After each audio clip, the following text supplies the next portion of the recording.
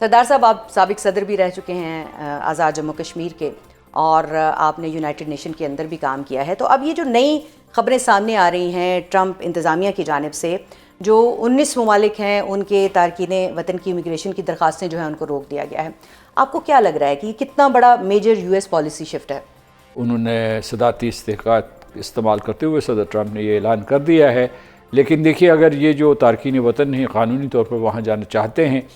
اور ان کی درخواستوں کو معطل کر دیا گیا ہے، تو اس کا پہرے دار اسٹیٹ ڈپارٹمنٹ ہوگا یا ہوم لینڈ سیکیورٹی ہوگی، اور ان کو رکاوٹیں ہوں گی اور بہت دیر ہوگی. اب جو دوسرا پہلو آپ نے اجاگر کیا کہ کیا امریکہ کے اور افغانستان کے تعلقات جو ہے ان میں جو نئی کشیدگی آئی ہے اس واقعے کی وجہ سے ہوئی ہے، جو ایک افغان نیشنل نے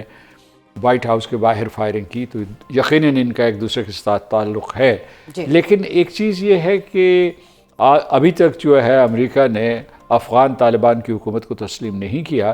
ان کے درمیان کشیدگی ہے، لیکن ان کے درمیان رابطے بھی تھے. اب دیکھنا ہے کہ وہ رابطے قائم رہیں گے یا بالکل ٹوٹ جائیں گے. ہمارے کچھ اس سلسلے میں جو ہے وہ تحفظات بھی ہیں، مطالبات بھی ہیں. یعنی اگر امریکہ کا افغان طالبان کے ساتھ اثر و رسوخ ہے یا کوئی رابطے ہیں، تو وہ پاکستان کے خلاف افغان طالبان جو دہشت گردی کی سرپرستی کر رہے ہیں اس کو ختم کریں. جو تحریک طالبان، لیکن اب یہ جو ایک سپل اوور افیکٹ تھا طالبان افغان رجیم کا، تو وہ تو اب امریکہ تک پھیل گیا ہے. تو اب آپ کو لگ رہا ہے کہ امریکہ کی جانب سے کوئی دو ٹوک موقف اپنایا جائے گا؟ پہلے تو وہاں پہ جو واپسی کی باتیں ہو رہی تھیں کہ امریکہ جو ہے وہ افغانستان میں واپس آنا چاہتا ہے، اور بگرام ایئر بیس کے حوالے سے ہم نے کوئی کامنٹس بھی سنے صدر ٹرمپ کے. تو اب آپ کو لگ رہا ہے کہ یہ واپسی کہیں اس طرف یہ ٹرننگ پوائنٹ ہوگا؟ اگر دو قوتوں میں اتفاق یا الحاق ہو گیا تو اس کے بعد اس کا امکان ہے. مثال کے طور پر جو لبرل افغان تھے جن کو حکومت سے محروم کیا گیا، اشرف غنی، اس کے ارد گرد جو لوگ تھے، یا حامد کارزائی، یا اس کے علاوہ جو ناردرن افغانستان کی قوتیں ہیں، یہ اگر مجتمع ہو جاتی ہیں اور افغان طالبان کے خلاف نبرد آزما ہوتی ہیں، تو پھر اس کی جو ہے چانسز ہیں. لیکن یہ یاد رکھیے گا کہ وہ جو انہوں نے باگرام کے بارے میں صدر ٹرمپ نے بیان دیا تھا اس کا کچھ فالو اپ نہیں ہوا. ٹھیک ہے. اور لیکن اسی دوران جو ہے، میں مطلب یہ کہ ان کے بیان سے پہلے اور اس کے بعد جو ہے پاکستان اور امریکہ کے تعلقات بہت مضبوط ہوئے، فوجی، معاشی اور سیاسی تعلقات بہت مضبوط ہوئے. تو اس میں ایک پہلو یہ نکلا ہے کہ ہم دونوں مل کر دہشت گردی کے خلاف جنگ جاری رکھیں گے. اب اس سلسلے میں ہمیں امریکہ کی مدد کی ضرورت ہے. DGISPR نے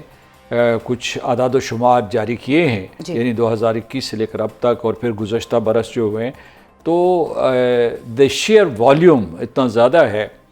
ان حملوں کا، جس میں ہمارے ہزاروں فوجی مارے گئے ہیں یا سیکیورٹی پرسنل مارے گئے ہیں، ہزاروں سویلینز مارے گئے ہیں، اور اس کے لیے کوئی جواز موجود نہیں تھا. تو یہ افغانستان کی طرف سے پاکستان کے خلاف اعلان جنگ ہے. اور وہ بعض اوقات یہ عذر پیش کرتے ہیں کہ جناب تحریک طالبان پاکستان کے اوپر ان کا کوئی اثر و رسوخ نہیں ہے، یا یہ کہتے ہیں کہ یہ پاکستان کا اندرونی معاملہ ہے. دونوں دلائل غلط ہیں.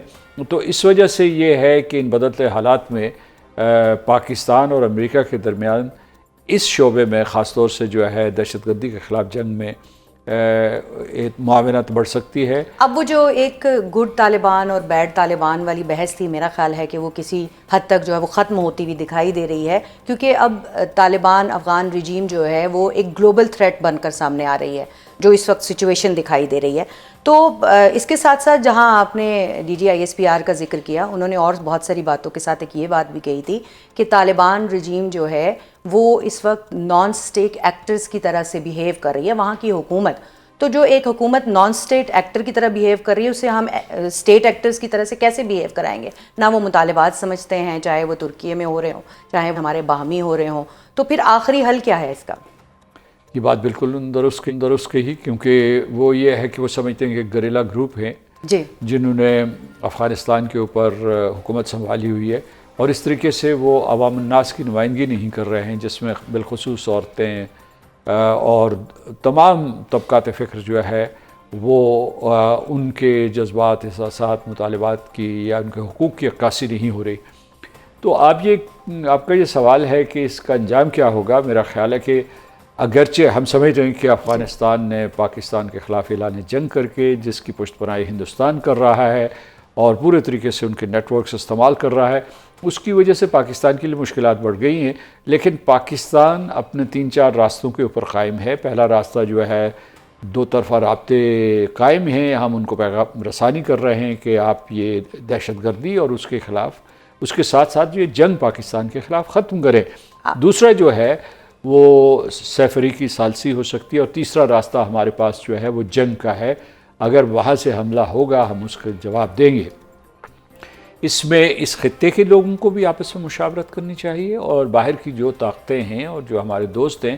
ان کے ساتھ مل کر ہمیں کوئی سفارتی حل بھی ڈھونڈنا چاہیے۔ آپ نے سارے حل جو ہے وہ بتا دیے کہ سفارتی حل بھی ہے، جنگ کا جو آپشن ہے وہ بھی ہمارے پاس موجود ہے، دیگر موجود ہے۔ ابھی جو ثالثی کی آپ بات کر رہے تھے، تو ایران نے بھی اب ثالثی کی جو ہے وہ پیشکش کر دی ہے، تو آپ کے خیال میں ایران کی ثالثی کی جو پیشکش ہے وہ پاکستان کے لیے کتنی اہم ہے اور اس کو کتنا ریگارڈ کرنا چاہیے؟